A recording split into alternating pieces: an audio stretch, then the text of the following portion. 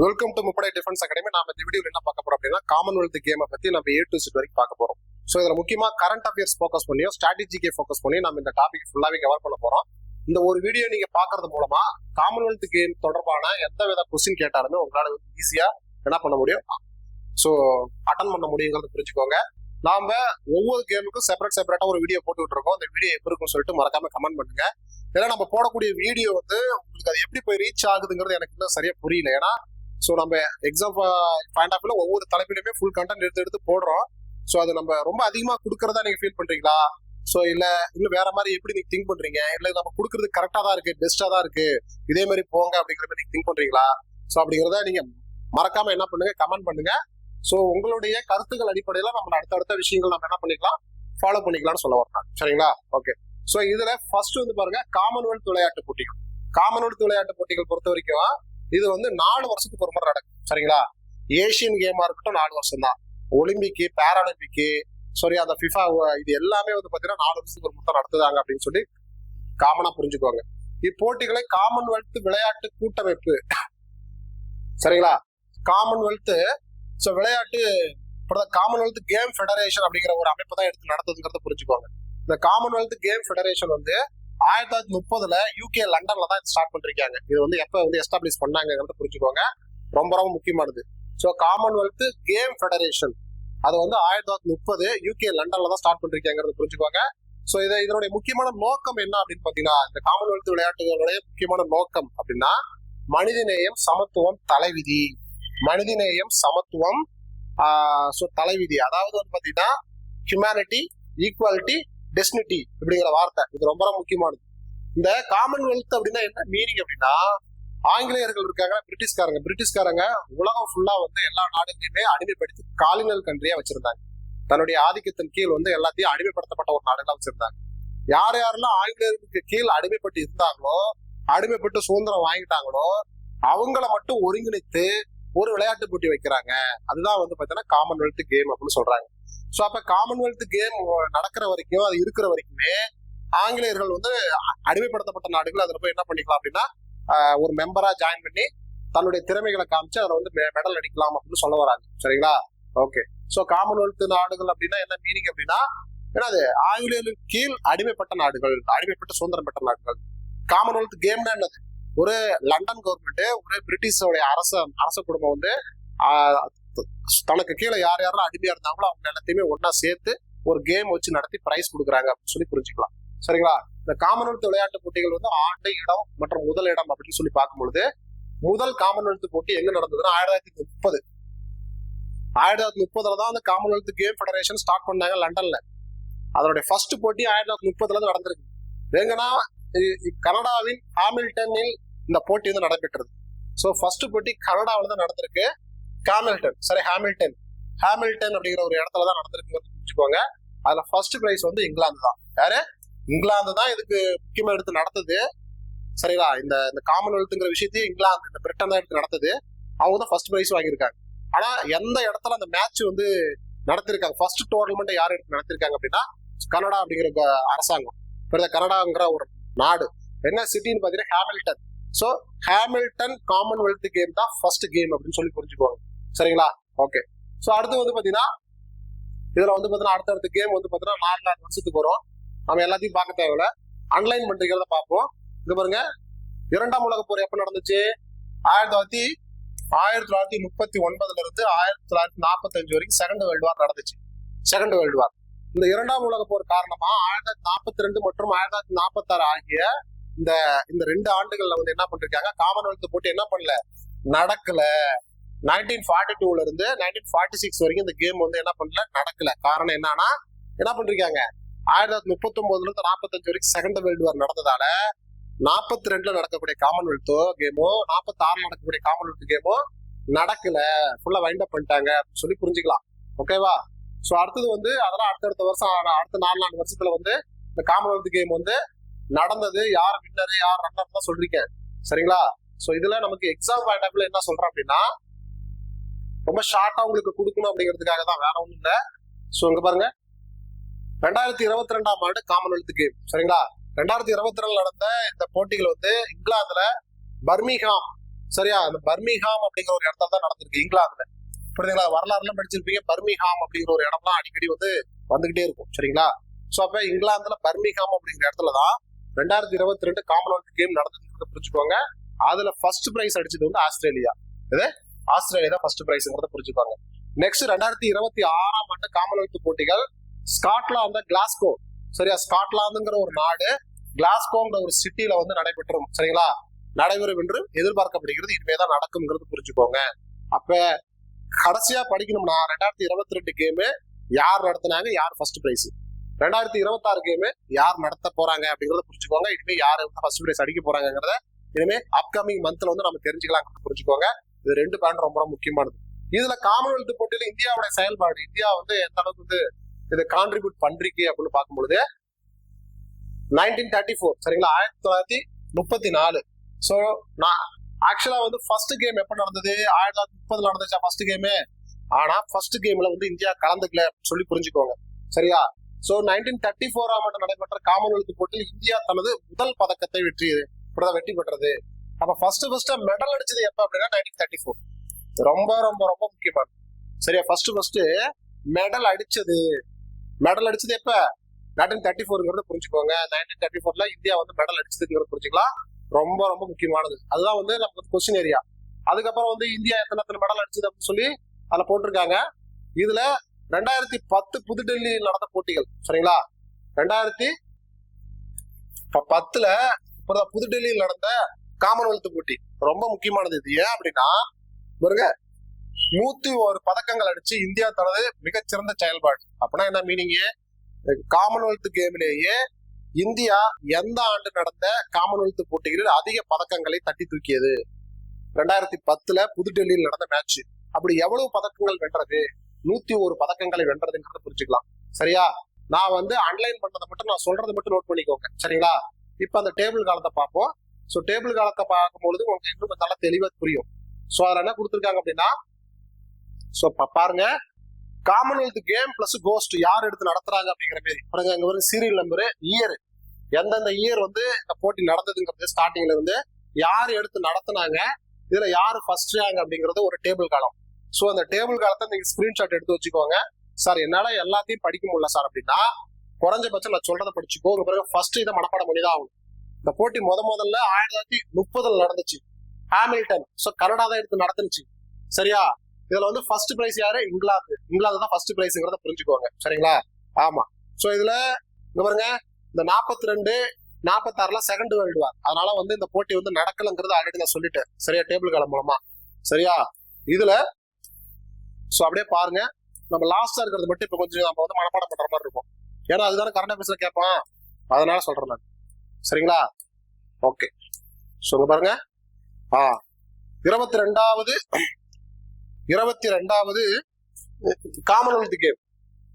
Okay, 22வது Commonwealth game 2022 நடந்துச்சு. ஈஸியா நாம வச்சுக்கலாம். 22வது காமன்வெல்த் கேம்ங்கிறது புரிஞ்சுக்கலாம். இது வந்து இங்கிலாந்துல பர்மிங்ஹாம் அப்படிங்கிற ஒரு இடத்துல தான் நடந்துச்சு. சரிங்களா? சோ இதுல ஆஸ்திரேலியா தான் வந்து ஃபர்ஸ்ட் பிரைஸ் வாங்கிச்சுங்கிறது ஏற்கனவே சொல்லிட்டேன். இப்ப அடுத்த போட்டிங்கிறது 2026 நடக்க போது 23வது காமன்வெல்த் போட்டி. இதுவே கேட்பான், எத்தனாவது காமன்வெல்த் போட்டி, 23வது காமன்வெல்த் போட்டி தான் இப்ப நடக்க போகுது 2026ல. சோ அது வந்து கிளாஸ்கோ, ஸ்காட்லாந்து. சரிங்களா? சோ ஸ்காட்லாந்துங்கிற ஒரு நாடு கிளாஸ்கோங்கிற ஒரு சிட்டியில தான் எடுத்து நடத்த போறதா செய்தி வந்திருக்கு. நமக்கு வந்து இது வந்து கரண்ட் அஃபேர்ஸ்ல கேட்பாங்க. சரியா? இந்தியா பர்ஃபார்மன்ஸ் இந்த காமன்வெல்த் கேம் அப்படின்னு பார்க்கும்பொழுது இந்தியா வந்து எந்தெந்த போட்டியில எப்படி பர்ஃபார்மன்ஸ் பண்றீங்கிறத பார்க்கணும். சரிங்களா?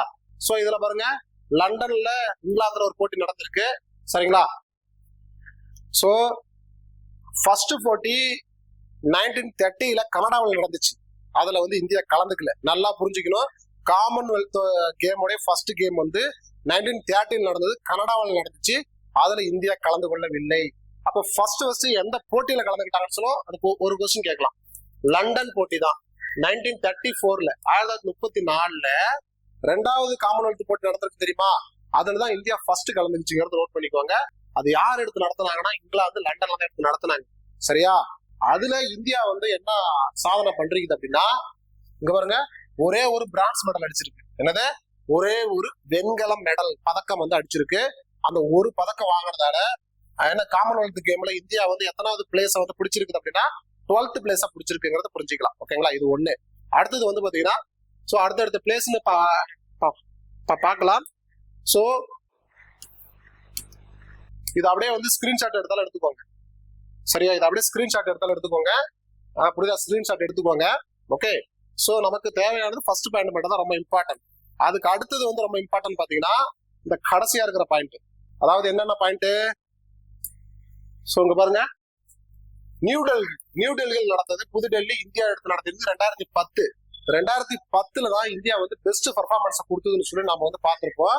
கோல்டு வந்து 39, சில்வர் வந்து 26, பிரான்ஸ் வந்து 36, மொத்தம் 101 மெடல். சரியா, ஆமா, ஃபுல்லா கல்யாணத்து வீட்டுல மொய் வைக்கிற பேர் 101 மொய் வைக்கிற பேர் வச்சிட்டாங்க. 101 மெடல். அப்ப இந்தியா வந்து அப்ப செகண்ட் பிளேஸ் வாங்கியிருக்கு. அது செகண்ட் பிளேஸ் அடிச்சிருக்குங்கிறது புரிஞ்சுக்கோங்க. காமன்வெல்த் கேம் செகண்ட் பிளேஸ் எப்ப வாங்கினுச்சு அப்படின்னா 2010 புதுடெல்லி காமன்வெல்த் கேம்ல தான்.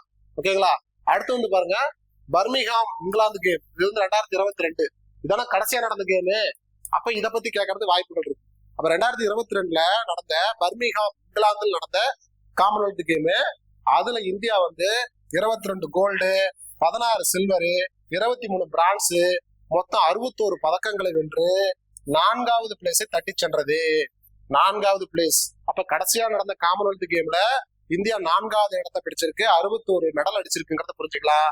அடுத்தது வந்து பாத்தீங்கன்னா 2026 என்னது ஜப்பானுங்கிற ஒரு நாடும், சரியா, இந்த நயோகா அப்படிங்கிற ஒரு வார்த்தை பார்த்திருப்போம். ஜப்பானுங்கிற நாடு தான் எக்ஸாக்டா எடுத்து நடத்துது. சிட்டின்னு பார்க்கும்பொழுது ஐச்சி அண்ட் நயோகா.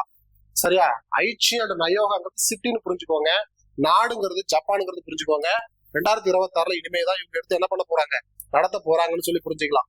சோ நம்ம இது வரைக்கும் பார்த்த கண்டென்ட் எல்லாமே பாத்தீங்க அப்படின்னா அதாவது காமன்வெல்த் கேமுக்கு தொடர்புடையது.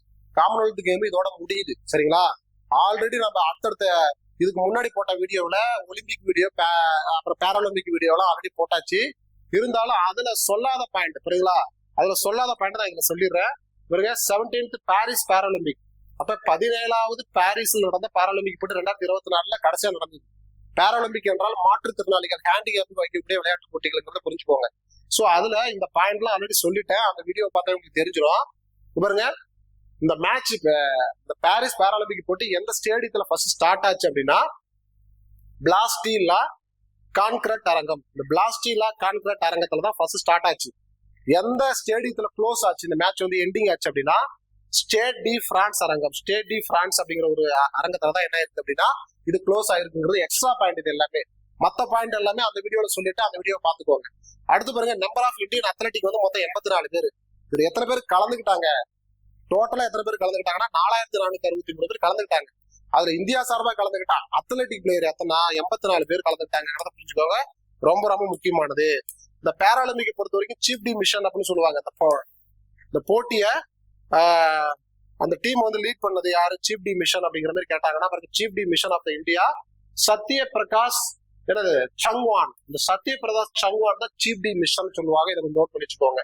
ஃபர்ஸ்ட் கோல்டு ஃபார் இந்தியா அப்படின்னா அவனி லெகாரா. அவனி லெகாரா தான் ஃபர்ஸ்ட் இந்தியாவுக்கு பேராலிம்பிக் மூலமா first medal and first gold medal இவங்க தான் அடிச்சு கொடுத்தாங்க. அவனி லெகாரா ஷூட்டிங்ல அடிச்சு கொடுத்துருக்காங்க. 10 மீட்டர்ஸ் ஏர் பிஸ்டல் ரைஃபிள்ல அடிச்சு கொடுத்துருக்காங்க. சரியா, first Indian woman to win 2 gold medals in Paralympic அப்படின்னா அவனி லெகாரா தான். அவனி லெகாரா வந்து ஷூட்டிங்ல வந்து என்ன பண்ணிருக்காங்கன்னா அந்த மெடல் வந்து அடிச்சு கொடுத்துருக்காங்கன்னு சொல்லி புரிஞ்சுக்கலாம். சரிங்களா, அடுத்து ஒரு டேபிள்ஸ் பார்க்கும்போது 2024 பாரிஸ் பேராலிம்பிக் மெடல் டேபிள்ஸ் பார்க்கும்போது இங்க பாருங்க, ஃபர்ஸ்ட் சைனா தான் ஃபர்ஸ்ட் டாப் ரேங்க் அடிச்சிருக்காங்க 2024 பேராலிம்பிக்ல. அதுல பாருங்க 94 கோல்டு, 76 சில்வர், 50 பிரான்ஸ், மொத்தம் 220 மெடல். ஓகேவா, அடுத்தது இந்தியா வந்து எத்தனாவது பிளேஸ் அப்படின்னா 18வது பிளேஸ். இதை கொஞ்சம் மனப்பாடம் பண்ணிக்கோங்க. இந்தியா வந்து 7 கோல்டு, 9 சில்வரு, 13 பிரான்ஸ், இது மொத்தம் எத்தனை 29 மெடல் அடிச்சு நம்ம இந்தியா வந்து 18வது பிளேஸ பிடிச்சிருக்கு. அப்ப ஃபர்ஸ்ட் பிளேஸ மனப்பாடம் பண்ணிக்கணும், இந்தியாவுடைய பிளேஸ மனப்பாடம் பண்ணிக்கணும். மத்தது இந்த ஆர்டர் குரோலஜிக்கல் ஆர்டர் மட்டும் நான் வச்சுக்கோங்க. ஃபர்ஸ்ட் சைனா, 2வது கிரேட் பிரிட்டனு, அடுத்தது அமெரிக்கா, நெக்ஸ்ட் வந்து நெதர்லாண்ட்ஸ், பிரேசில்ங்கிற 5 பிளேஸ வந்து அப்படியே ஆர்டர் ஞாபகம் வச்சுக்கோங்க. இன்னும் எனக்கு நல்லா ஞாபகம் வச்சுக்க முடியும் அப்படின்னா மெடல் டோட்டல் மெடல் மட்டும் ஞாபகம் வச்சுக்கோ. சரியா, ஃபர்ஸ்ட் பிளேஸ்ங்கிறது சைனா 220 மெடல், 2வது பிளேஸ் வந்து பாத்தீங்கன்னா கிரேட் பிரிட்டன் 126 மெடல், 3வது வந்து பாத்தீங்கன்னா அமெரிக்கா அப்படிங்கிறது வந்து பாத்தீங்கன்னா அமெரிக்கா 105 மெடல், நாலாவது நெதர்லாந்துங்கிறது 56 மெடல், அஞ்சாவது பிரேசில்ங்கிறது 89 மெடல். அப்ப இங்க பாருங்க 56 மெடலுங்கிறது 4வது பிளேஸ்ல இருக்கு, 89 மெடலுங்கிறது 5வது பிளேஸ்ல இருக்கு. காரணம் என்ன அப்படின்னா கோல்டு. கோல்டு புரியுதா இல்லையா? கோல்டு வந்து அதிகமா வாங்கியிருக்காங்கிறத புரிஞ்சுக்கலாம். சரிங்களா? கோல்டு வந்து அதிகமா வாங்கியிருக்காங்க. சரிங்களா? ஓகே. சோ நான் சொல்றது உங்களுக்கு புரியும் நினைக்கிறேன். அடுத்தது பாருங்க, இந்த பாராலிம்பிக்ல யார் யாரு என்னென்ன ஃபீல்டுல மெடல் வாங்கினாங்க அப்படிங்கறத என்ன பண்றீங்க, ஒரு டேபிள் காலம் மாதிரி போட்டிருக்கேன். ஜஸ்ட் இதை அப்படியே ஸ்கிரீன்ஷாட் எடுத்துக்கோங்க, நோட் பண்ணிக்கோங்க. சரியா? எல்லாம் பாஸ் பண்ணி எழுதிக்கோங்க. இது வந்து சோ குறைஞ்சது கோல்டு மெடலாவது படிச்சுக்கோ. கோல்டு மெடல் வந்து பாத்தீங்கன்னா முதல்ல என்ன இருக்கு, ஒரு 7 பேர் இருக்காங்களா இல்லையா, 7 கோல்டு மெடல் என்னென்ன ஃபீல்டுங்க மட்டும் படிச்சுக்கோங்க. அப்படியே ஸ்கிரீன்ஷாட் எடுத்துக்கோங்க. அப்படியே பாஸ் பண்ணி ஸ்கிரீன்ஷாட் எடுத்துக்கோங்க. சரியா? ஓகே. அடுத்து பாருங்க, இந்தியாவோட ஒலிம்பிக் மெடல் டேபிள்னு பார்க்கும்போது நம்ம ஏற்கனவே இதை வந்து ஹாக்கி இதுல வந்து டிஸ்கஸ் பண்ணணும்தான். ஃபர்ஸ்ட் ஒலிம்பிக் மேட்ச் வந்து எப்ப நடந்ததுன்னா 1900 ஃபர்ஸ்ட் மேட்ச் வந்து நடந்திருக்கு. சரியா? ஆமா. சோ அதாவது 1900 ஒரு அத்லட்டிக் வந்து நடந்துச்சு. சரிங்களா? எத்தனை அத்லட்டிக்கு, ஒரு அத்லட்டிக் வந்து நடந்துச்சு. அதுல வந்து பாத்தீங்கன்னா India in Olympic medal table அப்படின்னு சொல்லி கேட்டிருக்காங்க. இந்தியா வந்து ஒலிம்பிக்ல என்னென்ன ஸ்போர்ட்ஸ்ல கலந்துக்கிட்டாங்க. 1900 ஒரு அத்லட்டிக் போட்டி கலந்துருச்சு. ஒரே ஒரு அத்லட்டிக் போட்டியில போய் கலந்துருச்சு இந்தியா. சரியா? அது எங்க நடந்ததுன்னா 1900 பாரிஸ்ல நடந்துச்சு. அதுல 2 சில்வர் தான் அடிச்சிருக்காங்க.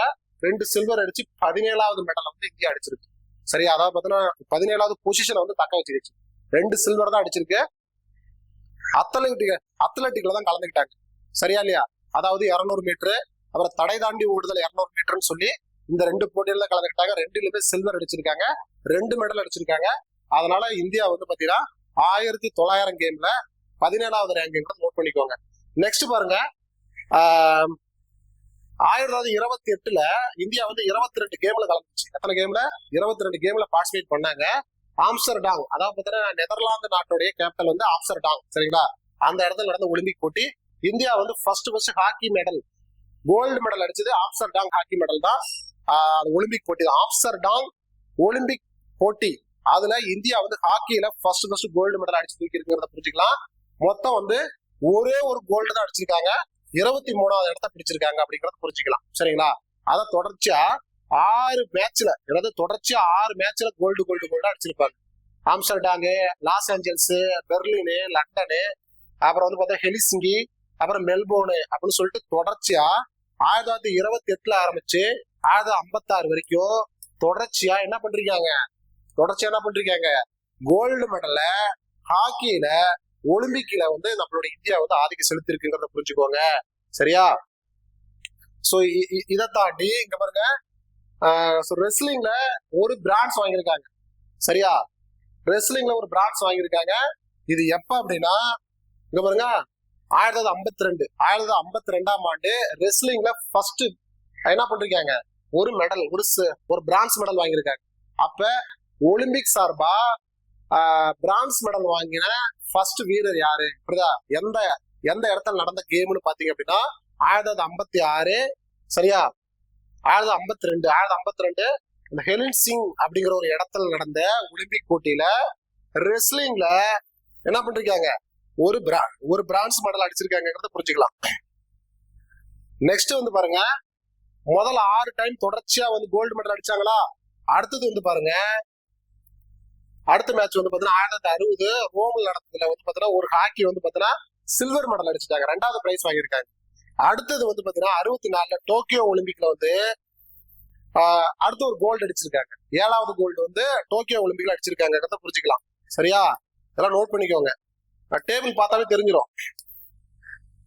ஓகே. அடுத்தது பார்க்கும்பொழுது இங்க பாருங்க, 1968 மெக்சிகோ சிட்டியில் நடந்த ஒலிம்பிக் போட்டியில இந்தியா வந்து பிரான்ஸ் மெடல் அடிச்சிருக்கு. நெக்ஸ்ட் 1972 முனிச், ஜெர்மனிங்கிற ஒரு நாட்டுல முனிச்சுங்கிற ஒரு ஏரியா இருக்கு, அங்க நடந்த போட்டியில வந்து பாத்தீங்கன்னா ஹாக்கி மெடல் அடிச்சிருக்காங்க. ஹாக்கில வந்து பிரான்ஸ் மெடல் அடிச்சிருக்காங்க. அப்ப எங்கெங்கெல்லாம் கோல்டு மெடல் அடிச்சிருக்காங்க, எந்த வருஷம் அடிச்சிருக்காங்க, எந்த பிளேஸ்ல அடிச்சிருக்காங்கன்னு பாத்துக்கிறது நல்லது. அடுத்தது சில்வர் வந்து எங்க அடிச்சிருக்காங்க, எந்த வருஷம் அடிச்சிருக்காங்க. பிரான்ஸ் வந்து எங்க அடிச்சிருக்காங்க, புரியுதுங்களா? சோ பிரான்ஸ் வந்து எந்த ஆண்டு, எந்த இடம், சரியா? இது பிரான்ஸ் மெடல் எங்க அடிச்சிருக்காங்கன்னு பாத்துக்கிறது நல்லது. சோ அப்ப இது வரைக்கும் பார்த்ததுல 1980 மாஸ்கோ ஒலிம்பிக். மாஸ்கோனா ரஷ்யா நாடு எடுத்து நடத்தப்பட்ட ஒலிம்பிக் போட்டி மாஸ்கோ ஒலிம்பிக் போட்டி. அதுல இந்தியா வந்து கடைசியா கோல்டு மெடல் அடிச்சிருக்கு. இதுதான் 8வது கோல்டு மெடல். அப்ப ஹாக்கியில இது வரைக்கும் ஒலிம்பிக் போட்டியில ஹாக்கிங்கிற ஸ்போர்ட்ஸ்ல இந்தியா வந்து இது வரைக்கும் 8 கோல்டு மெடல் அடிச்சிருக்கு. தொடர்ச்சியா 6 அடிச்சிருக்காங்க. நடுவுல அப்புறம் ஒரு சில்வரு, அப்புறம் நடுவுல ஒரு கோல்டு, அப்புறம் நடுவுல 2 வந்து பிரான்ஸ்ங்கிறத புரிஞ்சுக்கோங்க. இதுல மொத்தம் 8 கோல்டு, சரிங்களா இல்லையா, ஒரு சில்வரு, சோ 2 வந்து பிரான்ஸ்ங்கிறது இது வரைக்கும் பார்த்ததுல இந்த கணக்கு. இனிமே வந்து பாத்தீங்கன்னா 0-0 தான் வந்திருக்கும். ஹாக்கி எல்லாம் பெருசா என்ன பண்றீங்க சாதிச்சிருக்காது. இதுல நீங்க இன்னும் எக்ஸ்ட்ரா தெரிஞ்சுக்க வேண்டியது என்ன அப்படின்னா, என்ன பார்க்கணும், ரெஸ்லிங்ல ஒரு பிரான்ஸ் வாங்கினாங்களா 1952ல. அதே மாதிரி பாருங்க டென்னிஸ்ல என்ன பண்றீங்க, ஒலிம்பிக்ல நம்மளால பதக்கம் வாங்கியிருக்காங்க 1996 அட்லாண்டா, அமெரிக்கா நடத்திய அட்லாண்டா ஒலிம்பிக் போட்டியில 1996ல வந்து டென்னிஸ்ல வந்து என்ன பண்றாங்கன்னா ஒரு பிரான்ஸ் மெடல், ஒரு வெண்கல மெடல் வந்து வாங்கியிருக்காங்க, 3வது பிரைஸ் வாங்கியிருக்காங்கன்னு புரிஞ்சுக்கலாம். நெக்ஸ்ட் பாருங்க, சோ 2000 நடந்த சிட்னி ஒலிம்பிக், சரியா, சிட்னி ஆஸ்திரேலியா சிட்னி ஒலிம்பிக்ல வந்து இந்தியா வந்து வெயிட் லிப்டிங்ல என்ன பண்றாங்க ஒரு பிரான்ஸ் மெடல் அடிச்சு தூக்கியிருக்காங்கன்னு புரிஞ்சுக்கோங்க. அப்ப வெயிட் லிப்டிங்ல ஒரு மெடல், அப்புறம் வந்து ரெஸ்லிங்ல ஒரு மெடல், டென்னிஸ்ல ஒரு மெடல். சோ இதெல்லாம் கொஞ்சம் நோட் பண்ணிக்கோங்க. இது எல்லாமே வந்து பார்த்தா பிரான்ஸ் மெடல்ங்கிறது புரிஞ்சுக்கலாம். சரியா இல்லையா? ஓகே. நெக்ஸ்ட் பாருங்க, ஏதென்ஸ் கிரீஸ். இந்த 2004ல நடந்த போட்டியில வந்து ஷூட்டிங்ல வந்து என்ன பண்றாங்கன்னா ஒரு சில்வர் மெடல் அடிச்சிருக்காங்க. சரியா? இதெல்லாம் கொஞ்சம் ஃபுல்லா நோட் பண்ணி வச்சுக்கோங்க. நெக்ஸ்ட் இப்ப கடைசியா வந்து பாத்தீங்கன்னா 2016ல ரியோ டி ஜெனரியோ, புரியுதா, அங்க நடந்திருக்கு போட்டி. 2020ல ஜப்பான் டோக்கியோ எடுத்து நடத்திருக்கு. சரிங்களா? இந்த 2024ல வந்து பாத்தீங்கன்னா மொத்தம் 110 அத்லெட்டிக் ஸ்போர்ட்ஸ் வந்து இந்தியா சார்பா வந்து ஒலிம்பிக்ல கலந்துக்குச்சு. இதுல பிரான்ஸ் பாரிஸ் தான் இந்த போட்டி எடுத்து நடத்துச்சு 2024ல. சோ இதுல இந்தியா சார்பா ஒரு சில்வர் அடிச்சிருக்காங்க, 5 பிரான்ஸ் அடிச்சிருக்காங்க, மொத்தம் 6 மெடல் தான். 6 மெடல் அப்படின்னா 71வது இடத்த வந்து இந்தியா வந்து என்ன பண்றது செக்யூர் பண்றீங்கிறத புரிஞ்சுக்கோங்க. இது 2024. 2020ன்னு பார்க்கும்பொழுது 126 ஸ்போர்ட்ஸ் வந்து உள்ளார கலந்துக்கிட்டாங்க இந்தியா. டோக்கியோ ஜப்பான் தான் எடுத்து நடத்திருக்குது. ஒரு கோல்டு அடிச்சிருக்காங்க, 2 சில்வர் அடிச்சிருக்காங்க, சரியா, 4 பிரான்ஸ் அடிச்சிருக்காங்க, மொத்தம் 7 மெடல், 48வது இடத்த செக்யூர் பண்ணிருக்காங்க. அப்ப கடைசி 2 தான் மனப்பாடம் பண்ணிக்கோ. சார் என்னால மனப்பாடம் பண்ண முடியல, ரொம்ப கஷ்டமா இருக்குது அப்படின்னா அந்த 2024வது என்ன பண்ணிக்கோ, மனப்பாடம் பண்ணிக்கோன்னு நான் சொல்ல வர்றேன். சரிங்களா? சோ அப்ப அடுத்தது பாருங்க, medal by sports in Olympic 2024. சரிங்களா? இப்ப நம்ம ஏற்கனவே பார்த்ததுதான் எந்தெந்த ஸ்போர்ட்ஸ்ல இருந்து எவ்வளவு மெடல் வந்திருக்குன்னு பார்ப்போம். இது பாருங்க, அத்லெட்டிக்ல இருந்து ஒரு சில்வர் வந்திருக்கு, அப்ப டோட்டல் 1. ஷூட்டிங்ல இருந்து மொத்தம் 3 பிரான்ஸ் வந்திருக்கு. இப்படிதான் கொஸ்டின் கேட்பான், நல்லா நோட் பண்ணிக்கோங்க. அப்புறம் 3. நெக்ஸ்ட் ஃபீல்டு ஹாக்கில இருந்து பாத்தீங்கன்னா ஒரு மெடல், ஒரு பிரான்ஸ் அடிச்சிருக்காங்க ரொம்ப வருஷத்துக்கு அப்புறம். ரெஸ்லிங்ல வந்து பாத்தீங்கன்னா ஒரு பிரான்ஸ், டோட்டலா 5 பிரான்ஸ், ஒரு சில்வரு. அந்த ஒரே ஒரு சில்வர் வந்து அத்லெட்டிக்ல இருந்து வந்திருக்குங்கிறத புரிஞ்சுக்கோங்க. மீதி 5 பிரான்ஸ் வந்து பாத்தீங்கன்னா எதுல இருந்து வந்திருக்கு, 5 பிரான்ஸ் வந்து 5 பிரான்ஸ் வந்திருக்குங்கிறத புரிஞ்சுக்கோங்க. ஓகேங்களா? சோ அப்ப அத்லெட்டிக்ல இருந்து மட்டும் தான் ஒரே ஒரு சில்வர் வந்திருக்கு. அந்த 5ல 3 மெடல் வந்து ஷூட்டிங்ல இருந்து வந்திருக்கு, 3 பிரான்ஸ். சரிங்களா? மொத்தம் ஒரு சில்வர், 5 பிரான்ஸ் ஈக்குவல் டு 6 மெடல்ங்கிறத புரிஞ்சுக்கோங்க. ரொம்ப ரொம்ப முக்கியமான விஷயம். இது ஏற்கனவே நம்ம வீடியோ பார்த்தவங்களுக்கு இது ஜஸ்ட் ரீகால் பண்ற மாதிரி தான் இருக்கும். ஓகேவா? நெக்ஸ்ட் இந்தியன் மெடல்ஸ் இன் ஒலிம்பிக் 2024 அப்படின்னு பார்க்கும்போது யார் யார் என்னென்ன இதை அடிச்சாங்க. இவருக்கு மனு பாக்கர் இருக்காங்களா ஷூட்டிங், மனு பாக்கர் ஷூட்டிங், அவங்க வந்து என்ன பண்ண உமன்ஸ் 10 மீட்டர் ஏர் பிஸ்டல்ல பிரான்ஸ் மெடல் அடிச்சிருக்காங்க.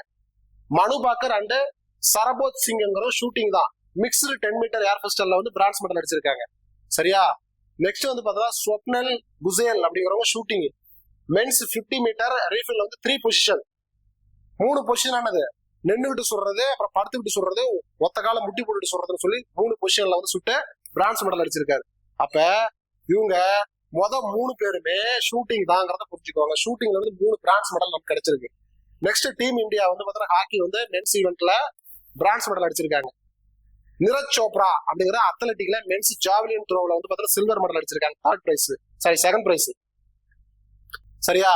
அப்ப வந்து ஈட்டு எறிதல்ல செகண்ட் பிரைஸ் வந்து அவர் வாங்கியிருக்காரு, சில்வர் மெடல். நெக்ஸ்ட் அமன் செக்ராவட் அப்படிங்கிறவங்க ரெஸ்லிங்ல மென்ஸ் ஃப்ரீ ஸ்டைல் 57 கிலோ பிரிவுல வந்து பாத்தீங்கன்னா பிரான்ஸ் மெடல். இந்த எத்தனை கிலோ பிரிவு இப்பெல்லாம் கேட்கறதுக்கு வாய்ப்பு இருக்கு, 57 கிலோ பிரிவுல. அப்ப என்னென்ன ஃபீல்டுல யாரு என்னென்ன பதக்கங்களை வென்றிருக்காங்கிறத இந்த டேபிள் வந்து நான் காமிச்சிட்டேன். சரியா? சோ இது எல்லாமே நம்மளுடைய வீடியோ தொடர்ச்சியா பாக்குறவங்களுக்கு ரீகால் பண்ற மாதிரி இருக்கும். சோ நான் கொடுக்கக்கூடிய கண்டென்ட் உங்களுக்கு ரொம்ப அதிகமா இருக்கா, இல்ல கரெக்டா நீங்க வந்து ஓகே சார் இப்படி கொடுத்தாதான் என்னால மார்க் அதிகமா எடுக்க முடியும், சோ என்னால வந்து நல்லா படிக்க முடியும் அப்படின்னு சொல்லி ஃபீல் பண்றீங்களா? சோ இன்னும் ஷார்ட்டா கொடுக்கணுமா அப்படிங்கறத மறக்காம என்ன பண்ணுங்கன்னா கமெண்ட் பண்ணுங்க. நீங்க கொடுக்குற ஆதரவு பொறுத்துதான் நான் அடுத்தடுத்த வீடியோவை உங்களுடைய வேவ் லென்த்துக்கு ஏற்ற மாதிரி நான் கொண்டு போக முடியும். சரிங்களா? நன்றி.